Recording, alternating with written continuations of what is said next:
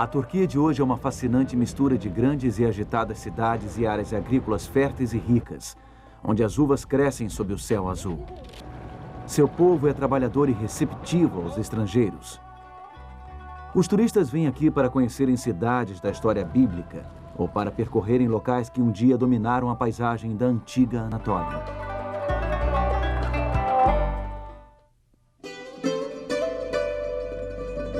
O apóstolo João passou seus últimos anos em uma ilha rochosa, não muito longe das margens ocidentais da Turquia. Desta ilha, ele escreveu aos novos cristãos de 7 grandes centros. Muitos estavam sofrendo perseguição e opressão por parte do Império Romano. Hoje visitaremos a antiga Tiatira e conheceremos mais uma das cartas de uma ilha solitária.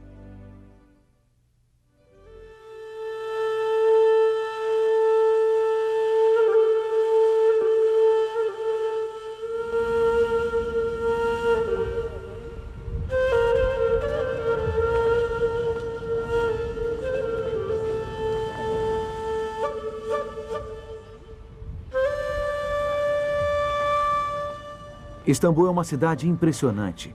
Cercada por muitas águas, ela possui um porto muito movimentado. Ela possui também uma das histórias mais ricas do mundo. Nesta cidade de 2.000 mesquitas, poucos visitantes poderiam supor que Istambul, antes conhecida como Constantinopla, foi o centro do mundo cristão por aproximadamente 1000 anos. Mas Constantinopla, com toda a sua glória, foi vencida. O trágico destino desta cidade tem algo a nos ensinar, muito importante, sobre sobrevivência espiritual hoje.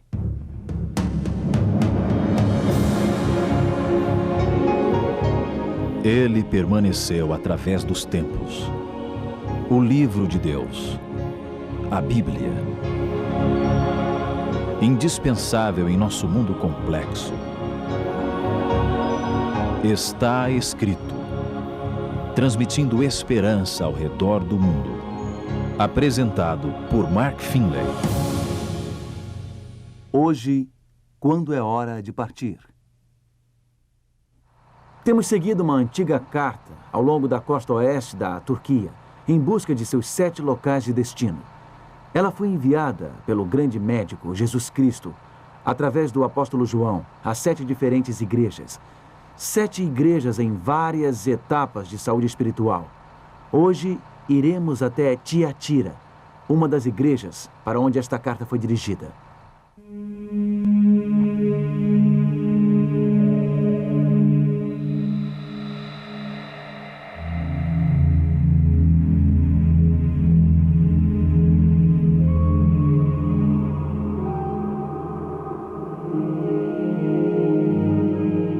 Hoje, tudo o que resta deste antigo centro comercial são estas pilhas de pedras e alguns pedaços de mármore e colunas coríntias. E esta antiga basílica no centro de Aksar, na atual Turquia. Há uma inscrição egípcia na tampa de um sarcófago de pedra, usado para sepultamento. Este é praticamente o único objeto conhecido que menciona, de forma específica, o nome Tiatira. O apóstolo João enviou a mensagem de Cristo a Tiatira, da ilha de Pátimos, onde ele ficou exilado. Tiatira era uma comunidade próspera, um importante centro de comércio e indústria. A cidade ficou famosa por seus poderosos grupos de tecelões e tintureiros de lã. A primeira convertida de Paulo em Filipos foi uma mulher de Tiatira, uma comerciante de tecidos púrpuros chamada Lídia. É assim que a mensagem a Tiatira começa, registrada em Apocalipse, capítulo 2, e versículo 19. Conheço as tuas obras, o teu amor, a tua fé, o teu serviço, a tua perseverança e as tuas últimas obras, mais numerosas do que as primeiras. Primeiro, há um comentário encorajador. Cristo valoriza o amor e a fé desses crentes. A carta começa com encorajamento, porque o grande médico tem uma notícia difícil a dar. Os crentes em Tiatira terão de enfrentar algumas duras escolhas. As guildas ou sindicatos pagãos estavam pressionando os cristãos a aderirem às suas práticas. A princípio, Cristo elogia esses cristãos. Ele diz o seguinte: vocês têm crescido, isto é bom, mas para continuar crescendo, Ele acrescenta, vocês terão de aceitar alguns duros fatos. Terão de lutar pela verdade.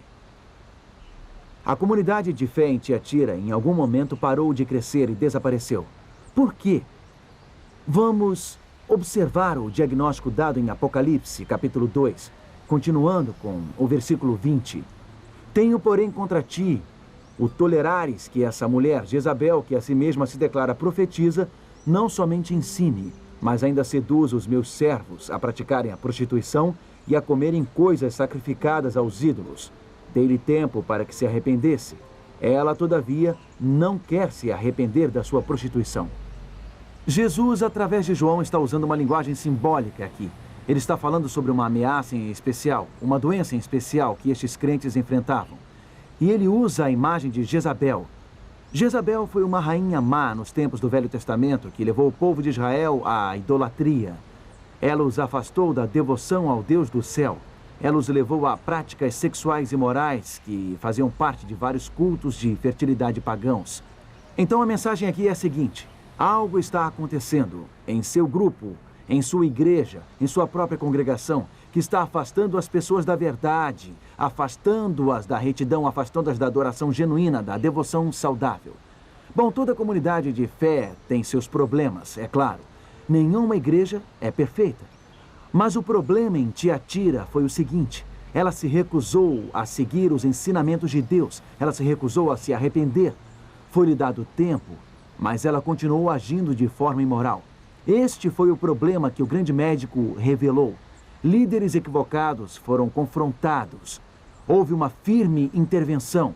A verdade foi apresentada. Foi mostrado diversas vezes às pessoas que o que elas estavam fazendo era perigoso, que o que faziam era contrário à fé em Cristo. Mas os problemas continuaram. A imoralidade, o afastamento da palavra de Deus e da verdade continuou. A transgressão religiosa continuou. Esta é a situação que esta carta aborda. O problema de Tiatira é o problema do adultério espiritual. O adultério é a união ilícita com alguém que não é seu verdadeiro cônjuge. O adultério é uma infidelidade. É a quebra de votos sagrados. Esta carta está se referindo a todo um império da história da igreja, o período da Idade Média. A igreja cristã, simbolizada por Tiatira, foi infiel ao seu verdadeiro amor, Jesus Cristo, e infiel à sua palavra. Ela traiu seu voto de lealdade ao seu Senhor. Observe esta perspicaz declaração sobre este período da história. Abre aspas. O cristianismo se tornou uma religião estabelecida no Império Romano e tomou o lugar do paganismo. O cristianismo, como existiu na Idade Média, poderia ser chamado de paganismo batizado. Para ser honesto, a luz ainda brilhava em meio às trevas. Ao longo da Idade Média, Deus teve um povo fiel à sua palavra e à sua verdade. Foram leais a Jesus à luz da vida. Mas como ser assim em tempos de conformismo? É uma questão de sobrevivência espiritual. Como sobreviver quando o mundo ao seu redor torna-se acomodado e espiritualmente prejudicial? Como sobreviver quando a sua comunidade de fé, a sua igreja, torna-se espiritualmente doente? Talvez seja um grupo que tenha lhe apoiado no passado. Talvez você tenha encontrado a Cristo ali. Talvez seja uma igreja que você preze, você a conhece desde criança. Você deseja tanto que ela melhore, mas ela só fica cada vez mais doente espiritualmente. O que você pode fazer? Para entender o que o grande médico está querendo dizer nesta carta, precisamos ir a outro lugar na Turquia, porque a crise enfrentada por Tiatira foi uma crise enfrentada por outra cidade, em uma escala bem maior, uma cidade que sofreu a colisão de impérios. Para entender o que aconteceu com Tiatira, precisamos ir a um lugar um dia conhecido como Constantinopla. Em 324 d.C., o imperador cristão Constantino decidiu que este lugar tornar-se-ia a capital oriental do Império Romano. Nos anos que se seguiram, Constantinopla recebeu uma magnífica catedral, um palácio real e um hipódromo. Quando os ostrogodos tomaram Roma, Constantinopla permaneceu como a principal guardiã da civilização cristã, a capital do novo Império Bizantino. Mas desde o começo, isso criou uma desagradável mistura de crença pagã e ritual cristão. O imperador era um político muito hábil em tornar o cristianismo aprazível às massas. Esta coluna milenar sustentou no passado uma estátua do imperador Constantino no topo. A estátua tinha sobre a cabeça o símbolo do sol e segurava na mão um globo que, segundo afirmavam, continha um fragmento da cruz de Cristo. O imperador também era retratado como o deus pagão Apolo, símbolos cristãos e pagãos juntos. Constantino queria agradar a todos. É chamada a coluna de Aros hoje, devido aos aros de ferro em sua volta.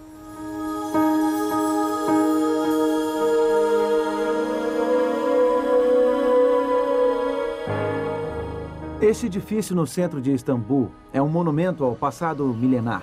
Recentemente tem sido usado como mesquita e podemos ver os minaretes característicos nos 4 cantos. Mas um dia, esta foi a catedral mais imponente de toda a cristandade, a Santa Sofia, a Igreja da Santa Sabedoria. Vamos olhar por dentro.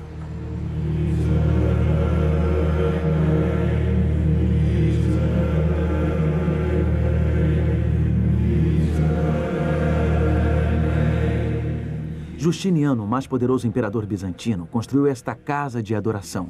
Ele criou um dos maiores espaços do mundo a ser ocupado por uma única catedral. Ela parece suspensa no céu. Cada som neste lugar ecoa intensamente até os cantos mais remotos da igreja, até suas galerias resplandecentes. Nos dá a sensação de que Deus ouve, Deus escuta cada oração que é levantada aqui. E a imensidão desta grande catedral sugere um Deus do céu e da terra infinito e ilimitado. A Santa Sofia foi uma eloquente declaração de fé, mas foi apenas uma das declarações que Justiniano e outros imperadores vieram a fazer.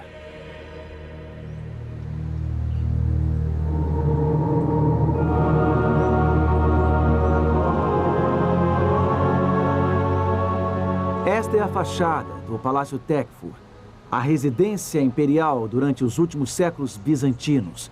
Ele era repleto de prata e ouro, cetim e seda. Ele era repleto, segundo um visitante surpreso afirmou, do que há de mais primoroso em toda a terra. Constantinopla, afinal, tornou-se a capital de um vasto império que se estendia por todo o mundo mediterrâneo. Ia até a Espanha e o Egito. E os imperadores precisavam viver com um certo estilo, precisavam criar cada vez mais monumentos imponentes. Como outro visitante exclamou, que lindas obras em bronze e mármore encontramos aqui.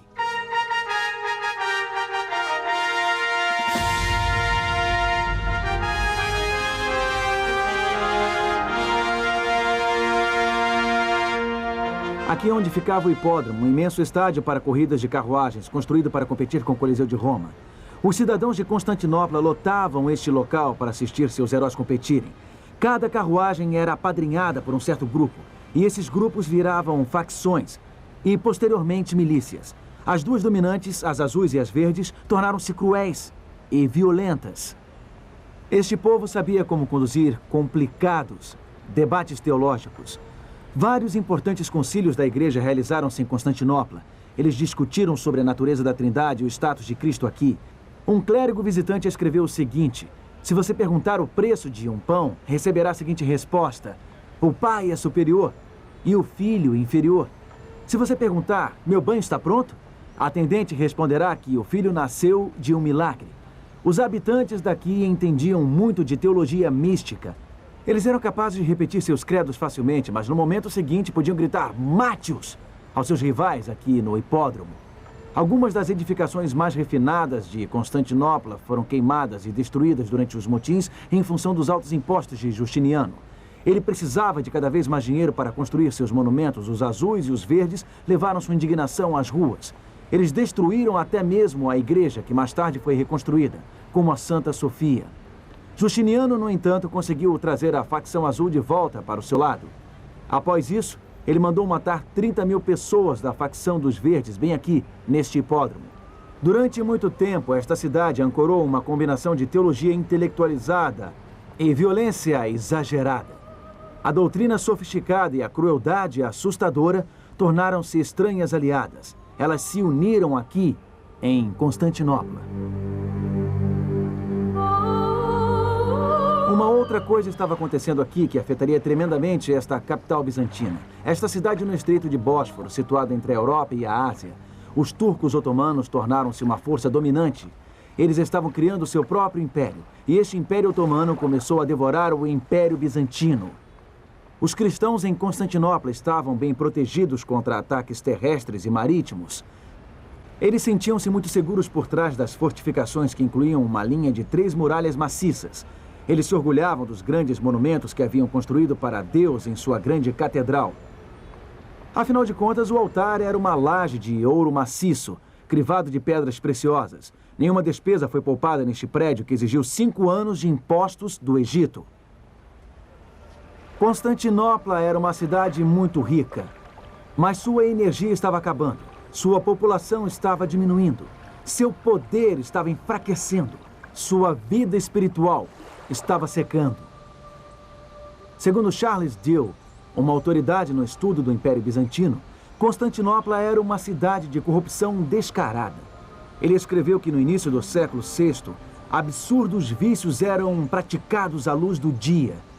Crianças prostitutas, sacerdotes viciados em jogo, uma população envolvida em espetáculos sangrentos no hipódromo. As pessoas daqui idolatravam seus prédios religiosos, mas havia muito poucos sinais de um reavivamento espiritual. Finalmente, os turcos otomanos sitiaram esta cidade. Eles trouxeram uma bateria de canhões para destruir as muralhas. Trouxeram 12.000 soldados de elite chamados janízaros para transporem as defesas. Em 1453, os turcos tomaram Constantinopla. A cidade foi devastada. Muitos cidadãos foram massacrados. Era o fim do poderoso Império Bizantino. Na verdade, Constantinopla já estava condenada há várias décadas. Os sinais estavam em toda a parte. A decadência interna era clara. Já havia definhado há muito tempo. Esse terrível massacre poderia ter sido evitado. Mas, é claro, era muito difícil abandonar esta estimada cidade. Abandonar o lar. Era difícil abandonar estes belos monumentos. Era difícil abandonar esta magnífica catedral. Até o último momento, muitos habitantes de Constantinopla acreditaram que Deus interviria milagrosamente em favor deles. Afinal, eles não estavam lutando contra os inimigos da fé cristã? Este é o perigo ao qual Jesus se referiu. Nesta mensagem em Apocalipse, esta mensagem aos crentes em Tiatira, ele estava dirigindo-se a crentes sitiados que sentiam-se ameaçados pelo vasto Império Romano. Ele estava dirigindo-se a crentes posicionados nas muralhas com suas armas apontadas para fora. E ele lhes disse: vejam o que está ocorrendo dentro de vocês. É uma doença espiritual e não está melhorando. Vejam em Apocalipse capítulo 2, e versículos 22 e 23. Lembre-se de que Jesus está usando a figura de Jezabel, a rainha corrupta que levou o antigo Israel à idolatria. E é isto que ele diz: eis que a prostro de cama, bem como em grande tribulação, os que com ela adulteram, caso não se arrependam das obras que ela incita. Matarei os seus filhos e todas as igrejas conhecerão que eu sou aquele que sonda mentes e corações. Pode parecer um julgamento cruel, mas lembre-se, Jezabel é uma figura simbólica. O que o grande médico está tentando dizer aqui através do apóstolo João? Ele está tentando tornar o povo de Tiatira ciente de sua doença. O problema não é um simples resfriado. O problema não é uma simples gripe que passará em alguns dias. É um equivalente espiritual a um câncer.